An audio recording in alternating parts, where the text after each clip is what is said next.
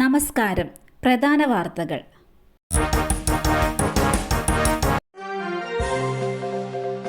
നിവിൻ പോളിക്കും എബ്രൈഡ് ഷൈനുമെതിരെ വഞ്ചന കുറ്റത്തിന് കേസ്. വഞ്ചനയിലൂടെ 1.90 കോടി രൂപ തട്ടിയെടുത്തുവെന്നാണ് കേസ്. തലയോലപ്പറമ്പ് സ്വദേശി ഷംനാദിന്റെ പരാതിയിലാണ് കേസ്. കോട്ടയം തലയോലപ്പറമ്പ് പോലീസാണ് കേസെടുത്തിരിക്കുന്നത്. അതേസമയം തനിക്ക് കേസിന്റെ വിശദാംശങ്ങൾ ലഭ്യമായിട്ടില്ലെന്നും അന്വേഷണവുമായി സഹകരിക്കുമെന്നും എബ്രൈഡ് ഷൈൻ പറഞ്ഞു. PC ജോർജിനെതിരെ കേസെടുത്ത പോലീസ്. അടിയന്തരാവസ്ഥയുടെ വാർഷികവുമായി ബന്ധപ്പെട്ട് നടന്ന പരിപാടിയിൽ വിദ്വേഷ പ്രസംഗം നടത്തിയ BJP നേതാവ് PC ജോർജിനെതിരെ കേസെടുത്തു. തൊടുപുഴ പോലീസാണ് കേസെടുത്തത്. സമൂഹത്തിൽ ഭിന്നിപ്പുണ്ടാക്കാൻ ലക്ഷ്യമിട്ടുകൊണ്ടുള്ളതാണ് പ്രസംഗമെന്ന് FIR റിപ്പോർട്ട്. മുസ്ലിം സമുദായത്തിനെതിരെയും മുൻ പ്രധാനമന്ത്രി ജവഹർലാൽ നെഹ്റുവിനെ അടക്കം അപമാനിക്കുന്ന തരത്തിലും വിദ്വേഷ പരാമർശം നടത്തിയെന്നാണ് കേസെടുത്തിരിക്കുന്നത്.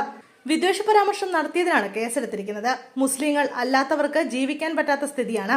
രാജ്യത്തെ സ്നേഹിക്കാത്ത ഒരുത്തനും ഇവിടെ താമസിക്കേണ്ട തുടങ്ങി വർഗീയ വിഷം നിറഞ്ഞ വാക്കുകളാണ് PC ജോർജ് ഉന്നയിച്ചത്. ചെങ്കടലിൽ ഹൂതികൾ ആക്രമിച്ചു മുക്കിയ കപ്പലിൽ കായംകുളം സ്വദേശിയും സഹായം തേടി കുടുംബം. ചെങ്കടലിൽ യമനിലെ ഹൂതി വിമതർ ഈ മാസം 10-ന് ആക്രമിച്ചു മുക്കിയ ചരക്ക് കപ്പലിൽ കാണാതായ ജീവനക്കാരിൽ മലയാളിയും. കായംകുളം പത്തിയൂർ സ്വദേശി ശ്രീജാലയത്തിൽ അനിൽകുമാറിനെയാണ് കാണാതായത്. ഈ മാസം 6-ന് അനിലുമായി ഫോണിൽ സംസാരിച്ചിരുന്നുവെന്നും ചെങ്കടലിലേക്ക് പോവുകയാണെന്ന് അന്ന് പറഞ്ഞിരുന്നുവെന്നുമാണ് കുടുംബം പറയുന്നത്. ഭർത്താവിനെ കണ്ടെത്താൻ സഹായിക്കണമെന്ന് അഭ്യർത്ഥിച്ച ഭാര്യ ശ്രീജ കേന്ദ്ര സർക്കാരിനെയും KC വേണുഗോപാൽ MPയെയും സമീപിച്ചു. ഇസ്രയേലിലെ ഈലാട്ട് തുറമുഖത്തേക്ക് പുറപ്പെട്ട ലൈബീരിയൻ പതാക വഹിച്ച AT&T Sea എന്ന കപ്പലാണ് ഹൂതികൾ പിടിച്ചെടുത്ത് മുക്കിയത്. ഫിലിപ്പൈൻസ്, ഗ്രീസ് സ്വദേശികളായ ജീവനക്കാർ ഉൾപ്പെടെ 4 പേർ കൊല്ലപ്പെട്ടിരുന്നു. പൂരം കലക്കിയത് രാഷ്ട്രീയ ലക്ഷ്യത്തോടെ തന്നെ. ADGPക്കെതിരെ മൊഴി നൽകിയ മന്ത്രി. തൃശൂർ പൂരം കലക്കലിൽ ADGP അജിത് കുമാറിനെതിരെ മന്ത്രി K രാജന്റെ മൊഴി. പൂരം കലക്കിയത് രാഷ്ട്രീയ ലക്ഷ്യത്തോടെയെന്ന് മന്ത്രി ആരോപിച്ചു. പൂരം കലക്കാൻ നടന്ന രാഷ്ട്രീയ ഗൂഢാലോചനയെ സഹായിക്കുന്നതായിരുന്നെന്നും പോലീസ് സമീപനമെന്നും മൊഴിയുണ്ട്. അജിത് കുമാർ പലതവണ വിളിച്ചിട്ട് ഫോൺ എടുത്തില്ലെന്നും വെളിപ്പെടുത്തലുണ്ട്. അന്വേഷണത്തിന്റെ ഭാഗമായാണ് മൊഴിയെടുത്തതെന്ന് മന്ത്രി പറഞ്ഞു. തൃശൂർ പൂരം അലങ്കോലപ്പെട്ടതുമായി ബന്ധപ്പെട്ട പരാതി അന്വേഷിക്കുന്ന ക്രൈംബ്രാഞ്ച് സംഘമാണ് റവന്യൂ വകുപ്പ് K രാജന്റെ മൊഴിയെടുത്തത്.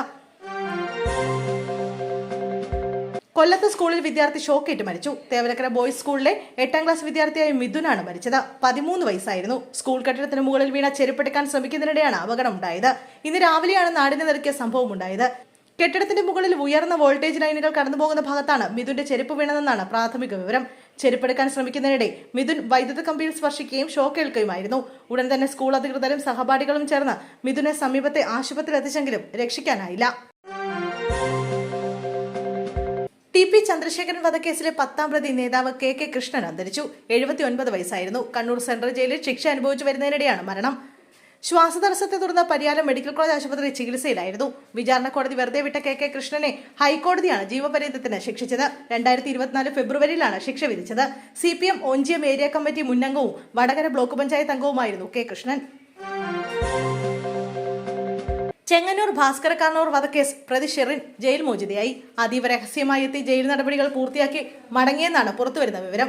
ഷെറിൻ പരോളിലായിരുന്നു. പരോൾ കാലാവധി 22-ാം തീയതി വരെയാണ് ഉണ്ടായിരുന്നത്. എന്നാൽ അതിനിടയിലാണ് ജയിൽ മോചനത്തിനുള്ള അനുമതി ലഭിക്കുന്നത്. തുടർന്നാണ് ഇന്ന് കണ്ണൂർ വനിതാ ജയിലിലേക്ക് അതീവ രഹസ്യമായി എത്തിച്ചേർന്നത്. ഇവർ എത്തിച്ചേരുന്നതിനെക്കുറിച്ച് വിവരങ്ങൾ മാധ്യമങ്ങളോട് പങ്കുവച്ചിരുന്നില്ല. ജയിലിലെത്തി ഒപ്പിട്ട് മടങ്ങിയ സമയം മാത്രമാണ് ഇവിടെ ചെലവഴിച്ചതെന്നാണ് പുറത്തുവരുന്ന വിവരം.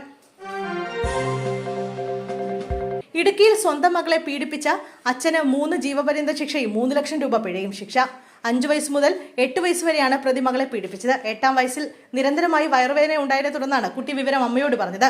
പിതാവ് ഇങ്ങനെ ചെയ്യുന്നത് വയറുവേദനയ്ക്ക് കാരണമാകുമോ എന്ന് സംശയം ചോദിക്കുകയായിരുന്നു. തുടർന്ന് കുട്ടിക്ക് കൗൺസിലിംഗ് നൽകി വിവരങ്ങൾ ശേഖരിച്ച് 2020-ൽ കരിവണ്ണൂർ പോലീസ് കേസ് രജിസ്റ്റർ ചെയ്തിരുന്നു. ഇടുക്കി അതിവേഗ പോക്സോ കോടതിയാണ് ശിക്ഷ വിധിച്ചത്. പിഴ ഒടുക്കിയില്ലെങ്കിൽ 6 വർഷം കൂടെ ശിക്ഷ അനുഭവിക്കണമെന്നും കോടതി വിധിച്ചു. വൈദ്യുത ലൈൻ പൊട്ടി വീണു. പലതവണ വിളിച്ച് പരിഹരിക്കാതെ KSEB. ഷോക്കേറ്റ് 58-കാരൻ മരിച്ചു. മലപ്പുറം കൊണ്ടോട്ടിയിലാണ് സംഭവം. നീരാട് സ്വദേശി മങ്ങാട്ട് മുഹമ്മദ് ഷായാണ് മരിച്ചത്. 58 വയസ്സായിരുന്നു. ഇന്നുച്ചയ്ക്ക് 12:30 വീടിന്റെ പരിസരത്ത് വെച്ചാണ് മുഹമ്മദ് ഷായ്ക്ക് ഷോക്കേറ്റത്. അതേസമയം മുഹമ്മദ് ഷായുടെ മരണത്തിൽ KSEBക്കെതിരെ ഗുരുതര ആരോപണവുമായി നാട്ടുകാർ രംഗത്തെത്തി. KSEBയുടെ അനാസ്ഥ മൂലമാണ് ഒരു ജീവൻ നഷ്ടമായതെന്ന് നാട്ടുകാർ പറയുന്നു.